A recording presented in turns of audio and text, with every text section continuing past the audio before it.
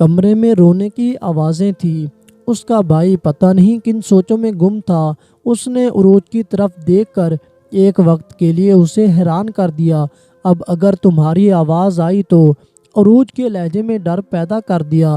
تھوڑی دیر پہلے ہمت کر کے وہ اپنا گناہ قبول کرنے آئی تھی۔ ایک غلطی نے آج بھائی اور اس کے والدین کے سامنے اس کو رسوا کر دیا تھا۔ زمین میں دھنستی جا رہی تھی۔ اس کے بھائی اس کو چالاک عورت سمجھ رہے تھے، یا وہ اپنی محبت میں اس قدر اندھی ہو گئی کہ وہ اپنی معصومیت گنوا بیٹھی۔ قدموں کی آواز سن کر عروج نے اپنا سر اٹھایا تو نظر سامنے خالی بیڈ پر پڑی۔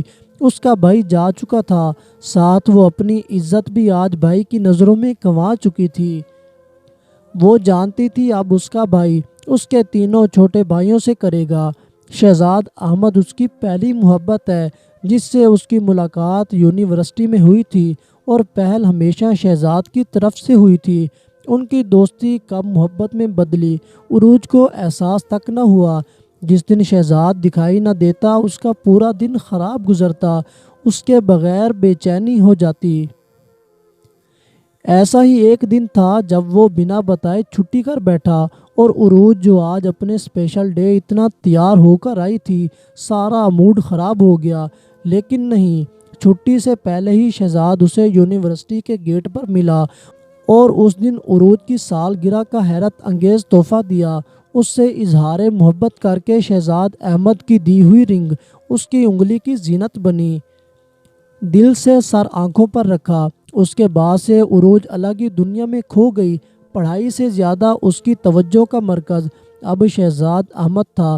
لیکن ایک دن شہزاد کی حرکت نے اسے پریشان کر دیا۔ اس کی بہن اٹھا کر رکھتی ہے، وہ گھر میں کسی کام کو ہاتھ نہ لگاتا، جبکہ شادی کے بعد بہت سے کام وہ خود کرتا تھا۔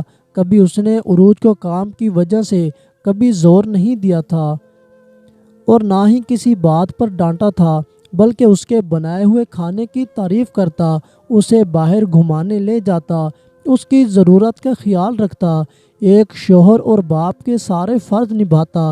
ایک بات عروج نے محسوس کی تھی، اس کے بھائیوں اور ماں باپ کی ضد کرتا تھا، لیکن وہ ایسا کیوں کرتا تھا وہ نہیں جانتی تھی۔ لیکن آج وہ خوش ہے، کل تک موت کی دعا کرنے والی، آج زندگی کا ہر لمحہ جی رہی تھی۔ لیکن وہ گناہ آج تک نہیں بھولی، اور یہی وجہ ہے کہ اپنی بیٹی کی گہری دوست بن بیٹھی۔